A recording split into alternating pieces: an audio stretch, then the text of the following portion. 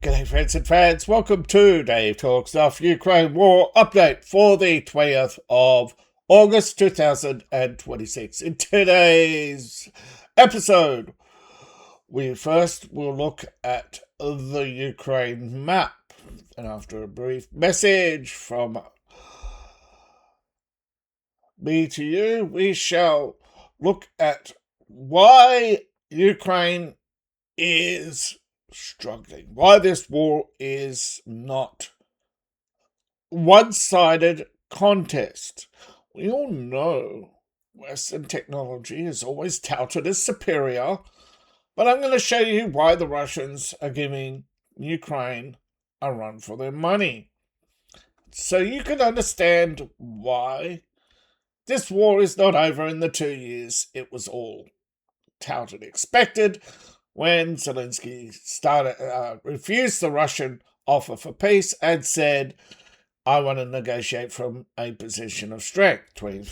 Did not happen in 23, did not happen in 24, did not happen in 25. But don't worry, this time we'll get it right, shall we?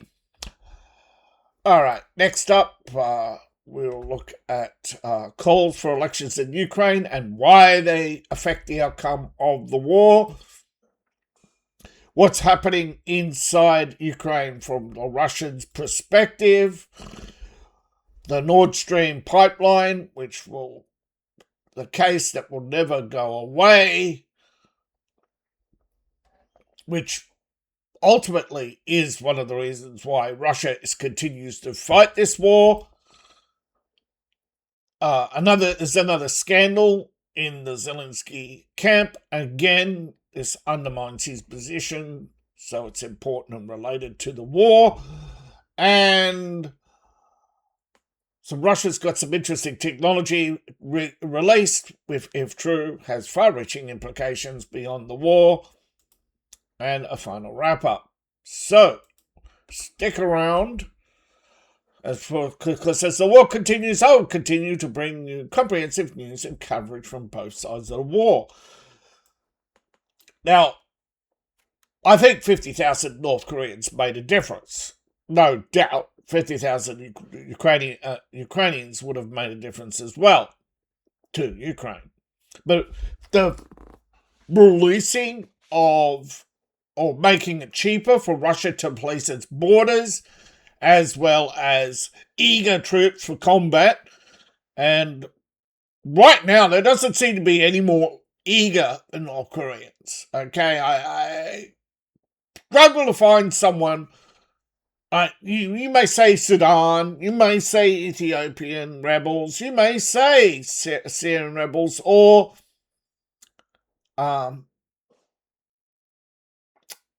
Taliban. Yeah, there are quite a lot of groups out there around eager for war.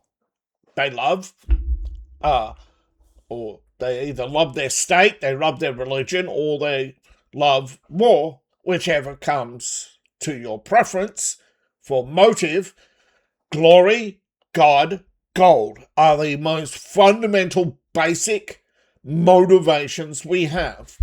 And for North Korea, whether or not to them, communism is God, right? And they are fighting for the glory of the state. And as for gold, North Korea definitely loves the yellow stuff, and don't underestimate, 57 nuclear weapons aren't cheap to maintain, They do have to be maintained. You can't just build them and stick them in a bunker. That bunker costs money. That bunker has to be maintained. Those weapons have to be chilled. Otherwise, the breakdown, the radioactive shielding, the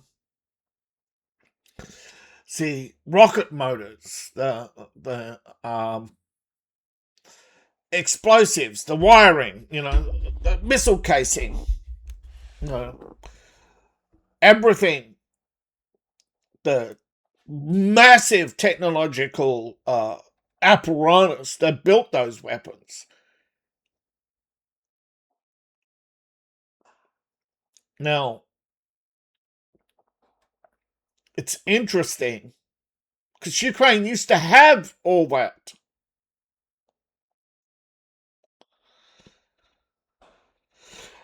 And they still retain some of those facilities. And that is one of the fears Russia has, is nuclear proliferation. Heck, they were not happy when North Korea got weapons. And I bet you China ain't happy North Korea is pointing weapons at them. But I'm getting distracted as we look at the battlefield today. We see, yet again, attacks on Kiev. We have a drone attack, successful drone attack, well, several successful drone attacks at Zotomir. We have 103 Ukrainian servicemen released from Russian captivity in a new prisoner swap. They don't always tell you how many Russians they gave up. It's usually the same amount anyway.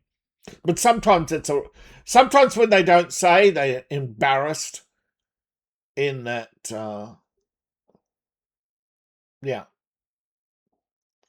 But it's usually the same number on both sides. They're usually organised by third-party countries, all for grandstanding before the UN, and they all shake hands, and they all pose. They all put out their propaganda photos, and both sides get a little kissy kiss from the Red Cross and the so-called, you've done your international duties for the day, you know, your obligations, and the bureaucrats get to stay in business for another few days. Yeah, it's all bureaucracy. It's all about seeing how many different groups they can appease at once, because they are pathetic people pleasers. The government, particularly democracies, are, well, actually, I wouldn't say are the only ones, that's for sure, but they seem to be the most obsessed with public opinion. While it does appear that communism is the least obsessed with public opinion, I would say it's the other way around. I think communism always fears public opinion. They just better psychopaths. That is, they can hide their emotions better. Now, as I said, the reason why I bring up the North Koreans is they have opened up more artillery across the Sumi front. Of course, the seizing of the border towns by Russia is irking Ukraine to no end. But of course, their seizure of Kursk just prompted the Russians to do it. So I said, anything you do, you have to be careful, because Russia loves retaliation. No one listened. Ukraine suffers Russian retaliations. In a war, they should have bogged the Russian down, taking advantage of the Russian limitations. Why the self-imposed limitations is the fact that in the initial months leading up to the Ukraine war, there was a lot of reservations in Russia about large-scale mobilization and what a rapid victory could cost. So they send in a small force. Ukraine should have taken advantage of that, got a peace deal, and held the elections. And it would be all over.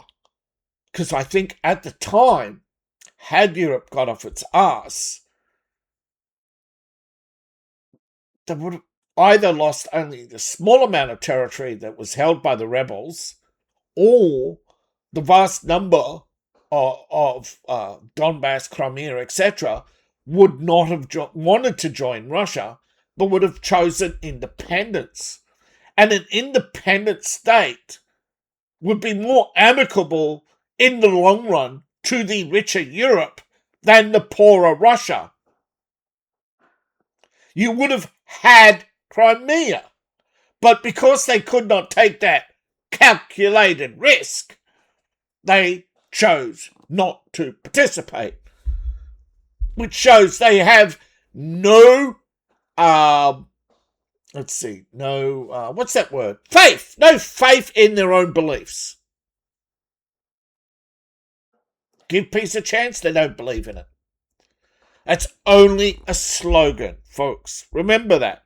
They only love slogans. Now, this is a heavy artillery exchange here, but it is resulting in very negligible deaths and very negligible, or if any, land changes. Same here.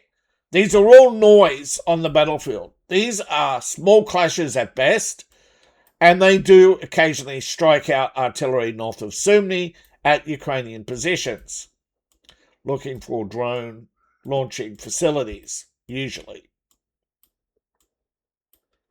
Same as these. These are primarily about stopping drone, bringing them forward as possible to strike at Ukrainian drone positions. But as drones get longer and longer range, they can launch them from 50, 60 kilometers back from the border, or, as they have in the past, use smuggling methods to get them into Russia to close the distance. Either way, Putin's justification for the buffer zone is null and void. Long-range drones go over them. They don't secure the border. Now they have to rebuild all their fences, and that's just going to add extra cost in the long run. And it's not like these towns are going to bring in the revenue worth the effort to ever justify the war. You've got to look at if you want to end the war, you have to look at it from both economic and social means. You've got to remember, Putin is neither a socialist or a capitalist. He's pragmatic, a populist. So whatever ideas are the most popular are more likely to sway his opinions than singular ideology. So all the people who argue against Putin, I'm not saying you're wrong to argue against him. You take it personally when I point out your flaws in your arguments, because you're arguing ideological and he doesn't argue ideologically. So he sees your ideological arguments and goes, you're irrational. You cannot bargain with irrational people in his mind. So he has no reason to listen to you. If you have a popular opinion that will solve problems, then yes. And the problem, I think, that is stirring around in his mind is, at what point do I stop this? At what point can I argue with the fanatics? See, remember, Putin's got 3 problems. 1, the fanatics who want to go further than he has. 2, the practical people who want to end this war as is. The people who want to go on and see how far we can go, but at some point later they will switch to, oh yeah, we'll end it here. And then you've got the small anti-war voice who will lend their voice to any group that will end this war. So you've got to understand why this war hasn't finished the way you want it, because your protests mean nothing. Until your protests mean something and start affecting Western policy towards this war, it will not affect Putin's policy towards this war.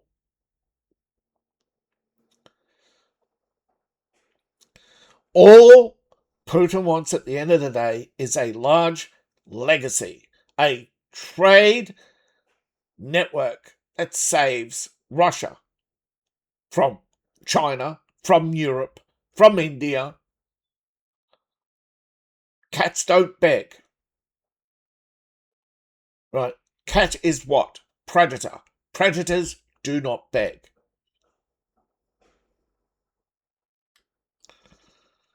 That's why when you try to play silly games with a cat, it just scratches your leg. It's still a predator, not a domestic animal. So, treating Putin, like a house cat, is only getting your leg scratched. So as we look around the map, we see Russia probing to expand its buffer zone. But it falls short in Kupiansk. But that is part of the Russian mindset, the Russian grind, the meat grinder. They know war's a meat grinder, so they set up positions that grind the meat, while in other areas they try to make breakthroughs. Now, in the Lyman area, they've made small advances at Mykolaiv. They're making small changes here as well. However, they need to clear the Ukrainians. If they don't, their advances start to slow. They start getting bogged down, defending their flanks, defending the logistics. Every advance makes logistic lines longer and more vulnerable, and the more they leave these trench areas open, the harder it gets to maintain their front lines. The more they need, if they cannot advance lines in other areas to catch up, other areas start to bog down, and then you start to get them to fall back into positions where they cannot advance. Now, one of the reasons why they cannot advance in this area, it's just so full of unexploded ordnance, Ukrainian infiltrators, and a mess of cables from first-person drones. Thousands of kilometers of highly toxic, sharp fiber optic cables. You get entangled in those, you can lose a limb quite quickly. They have massive inertia. So a coiled cable gets around your leg and you try to pull it. It's got so much weight, it just goes force equals mass times acceleration. But think about it. The relative mass of that cable, it's over 5 kilometers long. The relative mass turns that thin cable into a deadly garrote.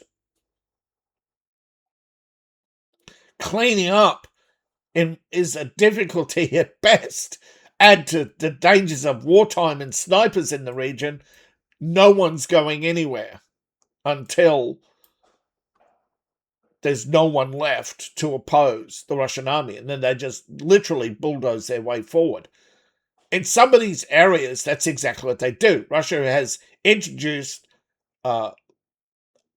combat engineer dozers. They advance, pushing up dirt ahead of them. Then they create trench lines. And then the troops digging in, it compiles of them doing dugouts and artillery positions, taking days what used to take months or weeks to prepare major trench networks. And they're cutting that time still. Their logistics army is highly motivated still because they are primarily made up of locals. So their desire to fight for what they see as their liberation is still high as well. That's another thing bogging down this war's end, is the motivation to fight on both sides is so high, and it's almost a personal insult to even ask them to consider ending the war. Oh yes, comrade, we will end the war. Here are our conditions. Sign up. That's pretty much it. And both sides have their keyboard warriors battling it out every day, hurling slurs and insults on Facebook and other social media, as well as sometimes showing up in my comment section. And it's amazing. None of them watch the video. They'll always make assumptions based on the headline. They'll make assumptions based on the thumbnail. Now, the battles beyond the front line are because the front line is a grey area. It's not. This is the trench lines. The front lines are blurred with forward patrols. And Russia is not advancing in Koshnikovia and other areas here in Donetsk. There would be negligible, and are reports of negligible advances down here down here, but that's it.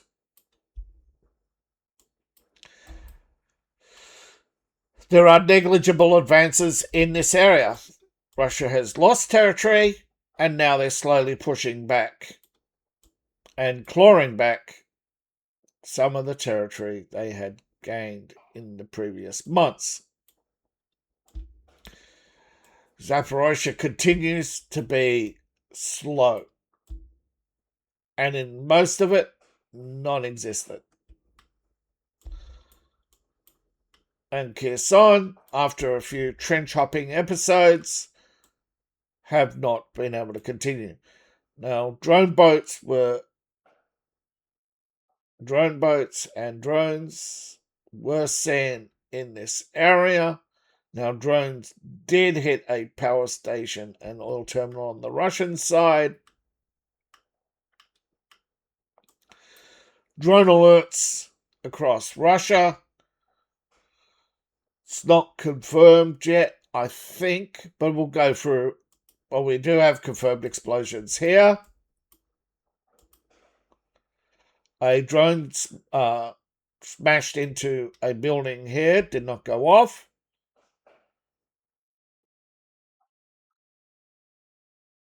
They attacked the oil refinery, and there's a couple of smokes in the distance, and again, just hit a building.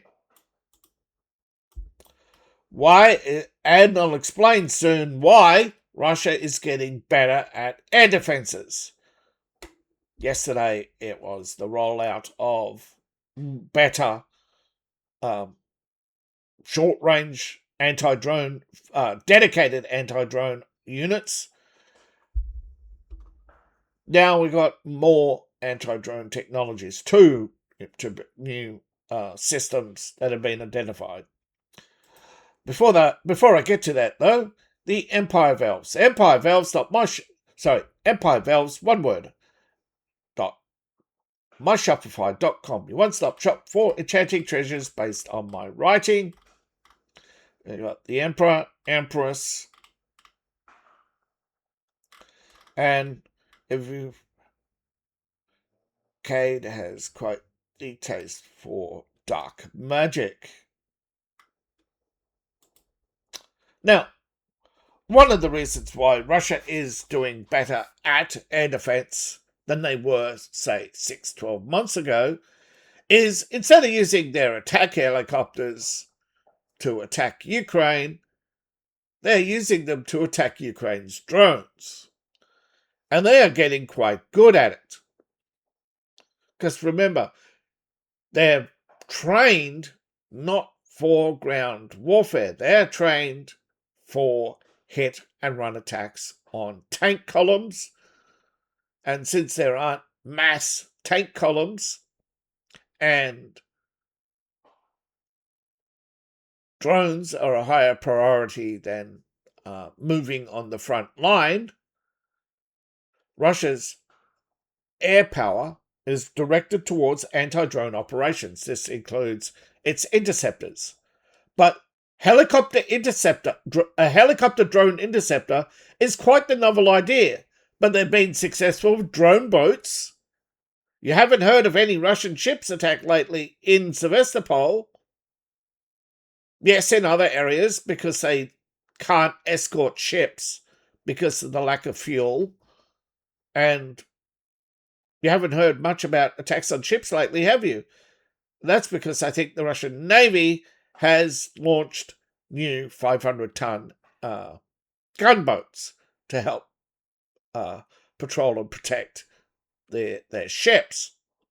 And they're looking at new fast frigates, also equipped with anti-drone missiles. And so these missiles tested out on the KH-52. KA. Quite the novel test, but still a test nonetheless. Crew are strapped in, helmets on, extended fuel tanks, and as you can see, electronic warfare, drone detection on the sides, and they've got two standard rocket packs and two missiles, but primarily they're going to be using their guns. They're going to hunt down drones and fire the rocket packs are for drone boats. The two missiles are for the larger air targets, and then for the smaller drones, they'll use their guns. But they also have electronic warfare, which is their primary weapon against drones. Just see them, watch them drop out of the sky. But they do have gun packs as well, specialized gun packs and specialized, as you can see.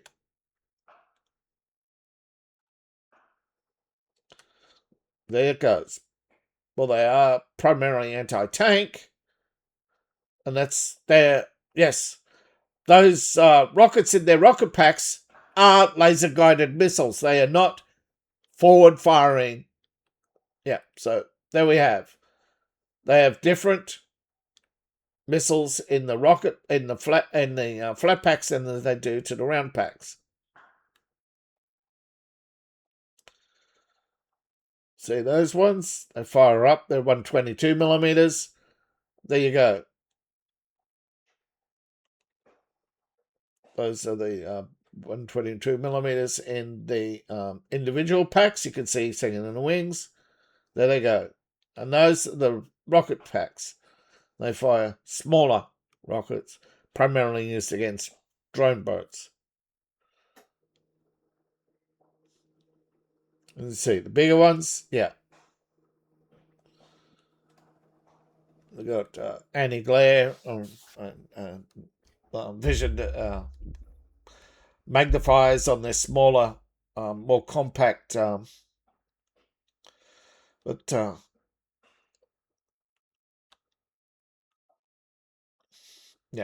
So they're using their anti-armor capabilities against drones with mixed results. They're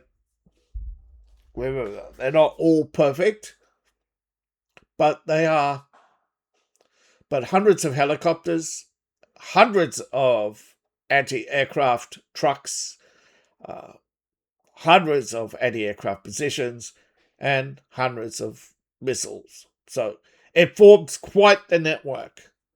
And they have more than 2 airborne systems tracking, and they rebuilding their tracking networks.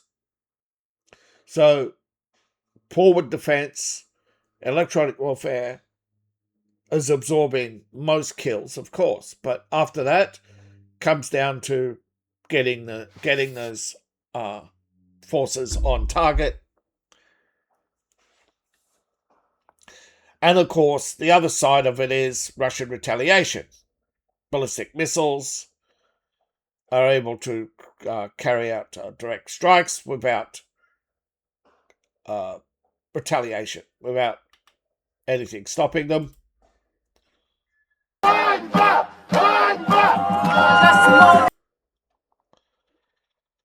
So, but the biggest problem for Ukraine, as you can see here, is the fact that they're not worried about the missiles. They stay out of the suburbs where they know the Russians are. They know the Russians hit the same targets, and they know that Ukraine rolls out and rebuilds them. So they go nowhere near them. The civilians, they held their protests in the People's Square. which used to be a guaranteed right to speak. They are risking arrest in both Ukraine and Russia, more so than in Russia. The war is so contentious, they have laws to stop you from speaking against it. But in Ukraine, they have found a way to call for elections to support the ousted defense minister. Now, he has spoken and called for elections, and that has inflamed protests across Ukraine calling for elections. Now, here the damage by Ukraine, the damage done to Ukraine by Russia is more detailed than given in Western media or Ukraine's own media, detailing that a 9-story building has collapsed. There are many strikes across Russia which never go reported. Here they are saying it's a residential building that has collapsed. There was also an attack on Brevet. Industrial facility was damaged. They've seen missiles crossing over. Yeah. And radars once again detected targets near the borders, prompting scramble of Spanish jets and helicopters, and they crashed.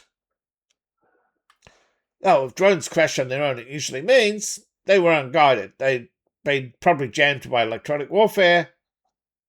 Meanwhile, Russia's Ministry of Defense said it shut down 726 UAVs from Wednesday evening to Thursday morning over several regions. Yeah, including Black Sea. Yeah. They got the new defense minister wants to continue, has approved his appointment. Yeah.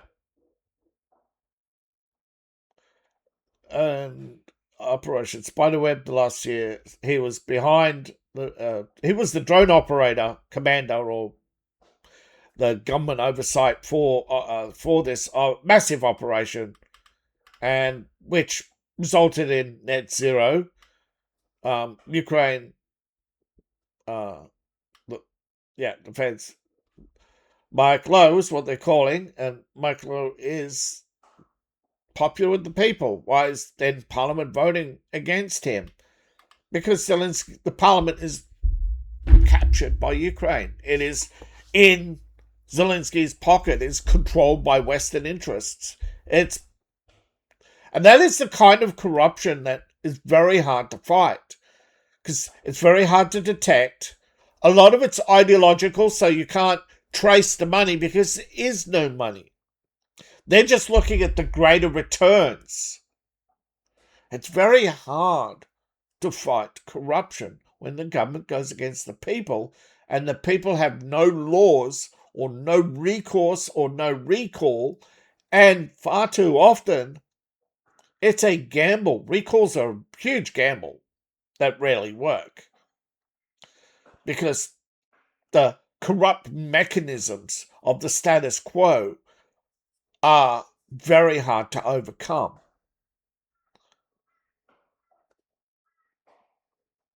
It's the fear of things getting worse that stops change.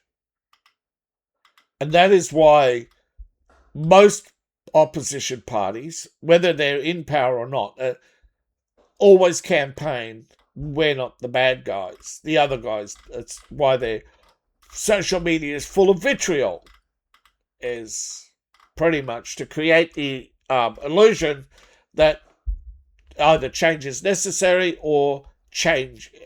They're always dragging down others. And Ukraine did this against Russia so long and so often that eventually the idea of war was popular on both sides.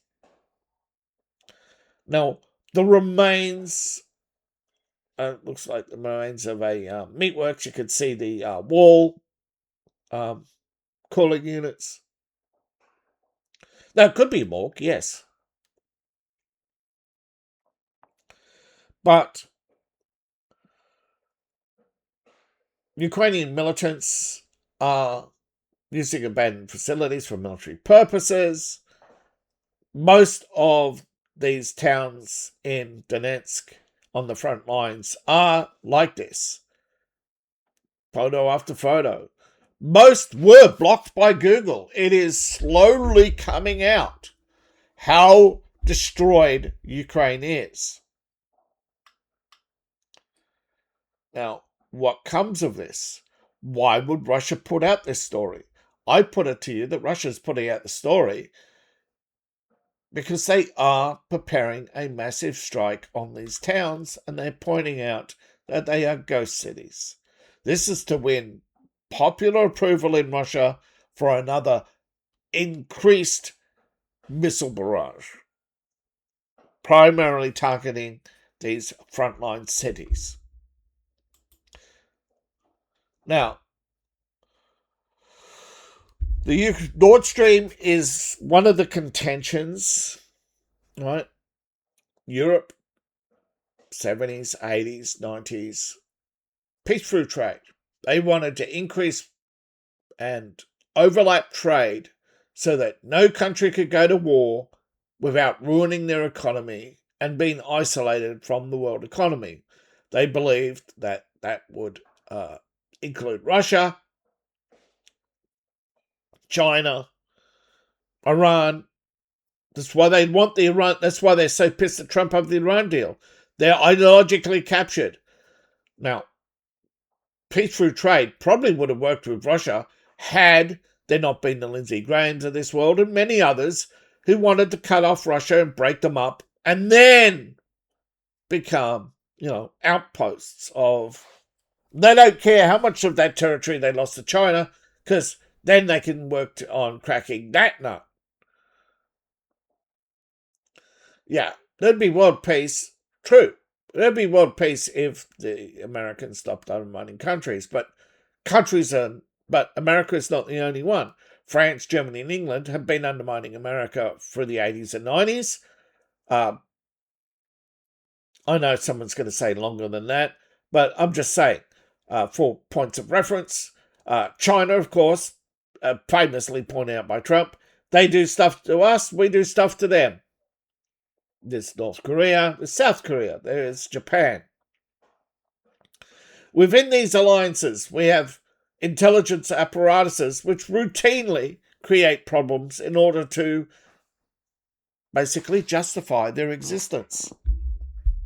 And then, of course, you've got the pro-migrant groups. Because they profit off our demise, they will continue to try and bring about our demise. So, all of this is insignificant to the Ukraine war. Yet, during the Ukraine war, one of the most prominent mistakes was ending Nord Stream. Nord Stream was now, it's Joe Biden's linear thinking. Oh, we cut off Russian gas. Russia has no money.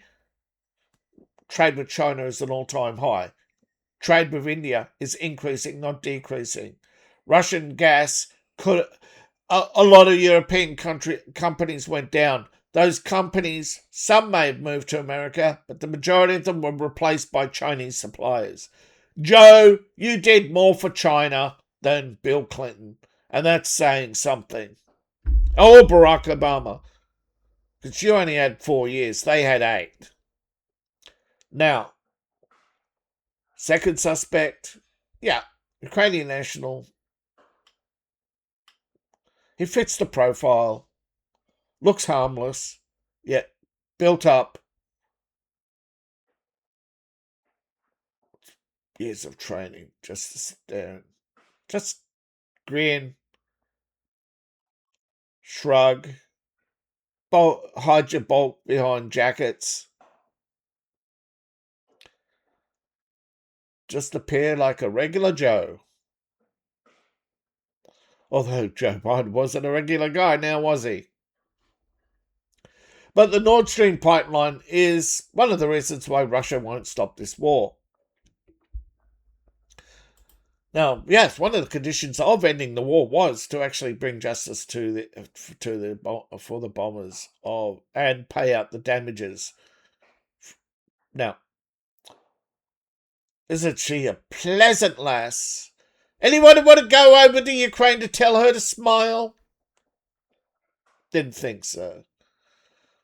Irana Mudface has ended up in hot water after allegations of 3.3 money laundering scheme, and she's just an advisor. She's a glorified secretary. She gets to appear on camera. God, I feel sorry for the cameraman, the audience. But she's been caught up in the web of lies and corruption in the Ukraine government. They did not name the suspects. They outlined them.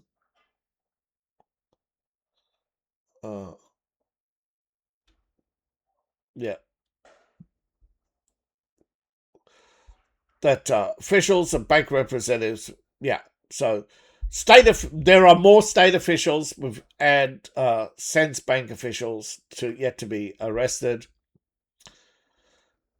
There again, it's incomplete, but it's enough to open up and say the corruption in Ukraine is one of the reasons why Ukraine won't end the war.